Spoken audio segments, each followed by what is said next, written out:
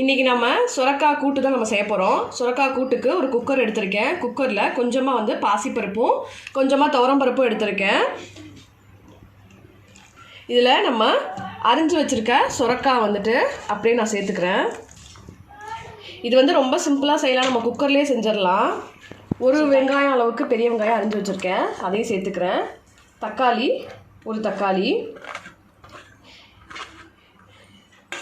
இதில் கொஞ்சமாக வந்துட்டு ஒரு 1/4 ஸ்பூன் அளவுக்கு மஞ்சள்தூள் சேர்த்துக்கிறேன். ஜீரகம் வந்துட்டு 1 ஸ்பூன் அளவுக்கு சேர்த்துக்கலாம், இது ரொம்ப வாசமாக இருக்கும் கூட்டு. இதில் தேவையான அளவு தண்ணி. ஸோ கூட்டுக்கு வந்து ரொம்ப தண்ணி தேவைப்படாது, ஆனால் வேகிறதுக்கு வந்து கொஞ்சம் தண்ணி ஊற்றி நம்ம வேக வைக்கணும். இது எல்லாத்தையும் சேர்த்துட்டு இதில் மிக்ஸ் பண்ணிவிட்டு அப்படியே வந்துட்டு குக்கரில் ஒரு 3லேருந்து 4 விசில் அளவுக்கு வைக்கலாம்.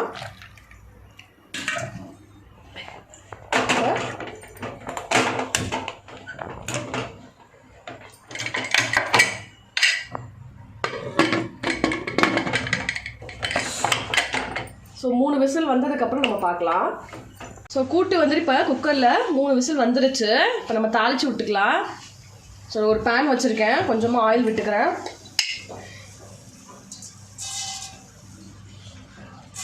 கடுகு,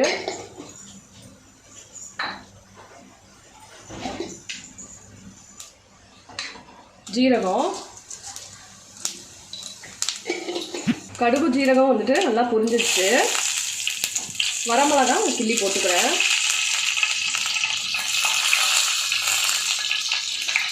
இதோட கொஞ்சமாக கருவேப்பிலை,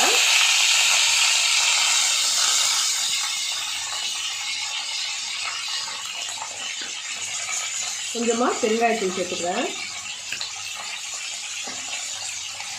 3 விசில் விட்டதுக்கப்புறம் ஸோ நல்லா பார்த்திங்கன்னா நமக்கு அந்த சுரக்காயெல்லாம் நல்லா வெந்துருச்சு. அந்த பருப்பு பார்த்திங்கன்னா நல்லா மலர்ந்துருச்சு. இப்போது இதை எடுத்து நம்ம அந்த அடுப்பில் அந்த பேனில் ஊற்றிக்கலாம்.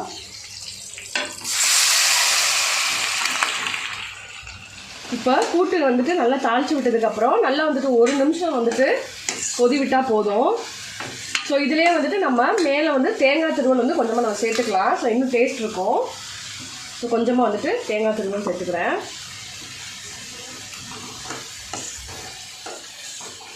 ஸோ அவ்வளோதான்.